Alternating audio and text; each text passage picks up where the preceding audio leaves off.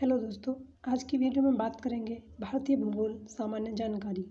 भारत से इम्पोर्टेंट जितने भी फैक्ट हैं उन्हें हम इस वीडियो में जानेंगे। भारत एक विशाल देश है। यह उत्तरी गोलार्ध में स्थित है। भारत का जो अक्षांशीय विस्तार है वह है नीचे से 8 डिग्री 4 मिनट, ऊपर 37 डिग्री 6 मिनट तक। अब हम भारत का देशांतरीय विस्तार देखें तो भारत का देशांतरीय विस्तार है यहाँ से 68 डिग्री 7 मिनट से लेकर 97 डिग्री 25 मिनट तक। कर्क रेखा भारत को लगभग दो बराबर भागों में विभाजित करती है। यह भारत के 8 राज्यों से होकर गुजरती है। भारत का मुख्य भूभाग दक्षिण पूर्व में अंडमान निकोबार द्वीप समूह जो कि बंगाल की खाड़ी में स्थित है, तथा दक्षिण पश्चिम में लक्षद्वीप जो कि अरब सागर में स्थित है। भारत का कुल भौगोलिक क्षेत्र लगभग 32.8 लाख वर्ग किलोमीटर है। भारत का क्षेत्रफल विश्व के कुल क्षेत्रफल का 2.4 किलोमीटर है। भारत विश्व में सबसे क्षेत्रफल में बड़े देशों में 7वें नंबर पर आता है और यह जनसंख्या में दूसरे नंबर पर आता है। भारत से पहले 7 बड़े देश हैं: रूस, कनाडा, अमेरिका, चीन, ब्राज़ील, ऑस्ट्रेलिया, फिर है भारत। अब हम बात करें, भारत से पहले जनसंख्या में चाइना आता है। भारत जनसंख्या में दूसरे नंबर पर आता है। भारत की स्थल सीमा लगभग 15,200 किलोमीटर है और भारत की जो तट सीमा है वह है 6100 किलोमीटर। अगर हम लक्षद्वीप समूह और अंडमान निकोबार द्वीप समूह की तटरेखा को भी लगाते हैं तो यह हो जाती है 7516.6 किलोमीटर। भारत का उत्तर से दक्षिणी विस्तार है 3214 किलोमीटर और भारत का पश्चिम से पूर्वी जो विस्तार है वह है 2933 किलोमीटर।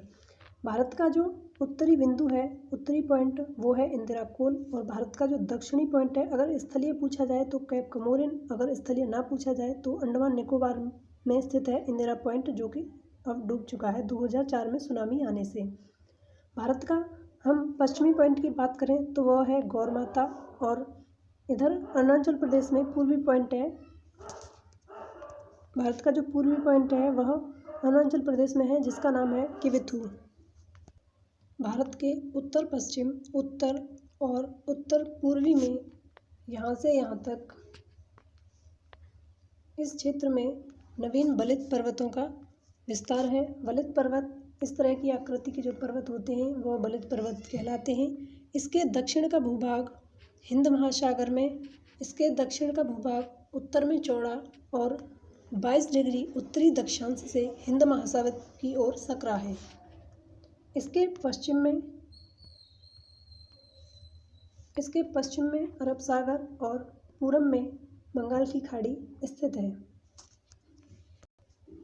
भारत की मानक यामोत्तर भारत के 5 राज्यों से होकर गुजरती है। जिसे याद करने की ट्रिक आप ऐसे याद कर सकते हैं, वह भारत के 5 राज्यों से होकर गुजरती है। वो 5 राज्य हैं: उत्तर प्रदेश, मध्य प्रदेश, छत्तीसगढ़, उड़ीसा, आंध्र प्रदेश। मानक यामोत्तर एक देशांतर रेखा है जिससे किसी देश का टाइम सेट किया जाता है।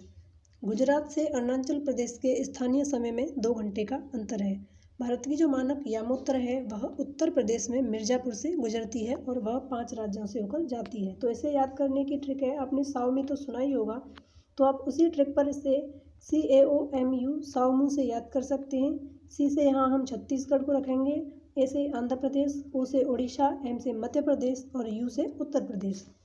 अब हम याद करेंगे भारत के जो कर्क रेखा भारत के 8 राज्यों से होकर जाती है तो वह 8 राज्य कौन कौन से हैं। तो उसके लिए जो ट्रिक है वो है मित्र पर गमछा झार। मी से मिजोरम, ति से त्रिपुरा, पा से पश्चिम बंगाल और रा से राजस्थान, गा से गुजरात, मा से मध्य प्रदेश, छा से छत्तीसगढ़ और झा से झारखंड। ये भारत के 8 राज्य हैं जिनसे कर्क रेखा हो भारत के राज्यों से होकर गुजरती है। तो भारत की ऐसी कौन सी नदी है जो कर्क रेखा को 2 बार काटती है। तो भारत की माही नदी कर्क रेखा को 2 बार काटती है। माही नदी मध्य प्रदेश से इसका उद्गम होता है और यह फिर राजस्थान में जाती है और फिर दूसरी बार इसे काटकर इस तरह गुजरात में आ जाती है और वह भारत की एकमात्र नदी है जो कर्क रेखा को 2 बराबर भागों में काटती है। भारत दक्षिण एशिया में एक महत्वपूर्ण स्थान रखता है।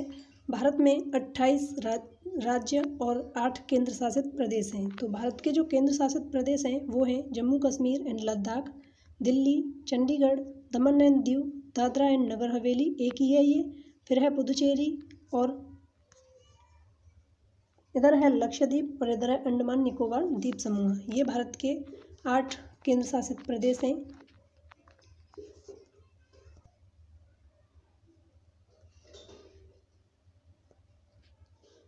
एशिया में भारत की स्थिति।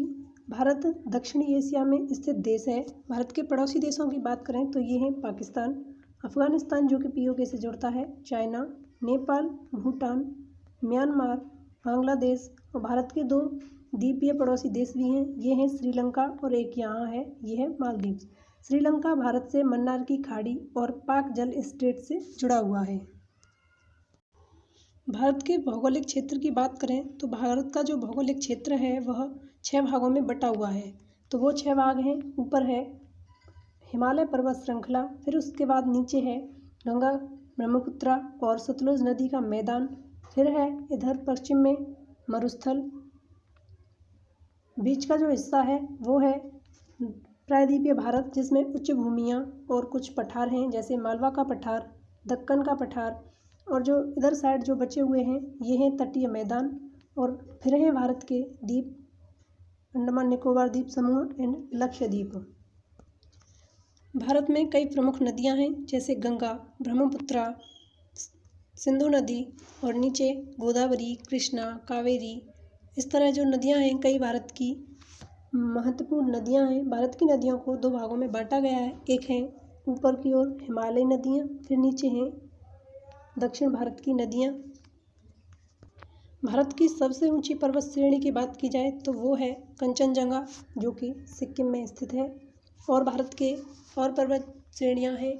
सबसे ऊंची जो पीक है भारत की वो है नामचा बरुआ, नंदा देवी, कोमेट, अन्नामलाई। भारत की जो जलवायु है वह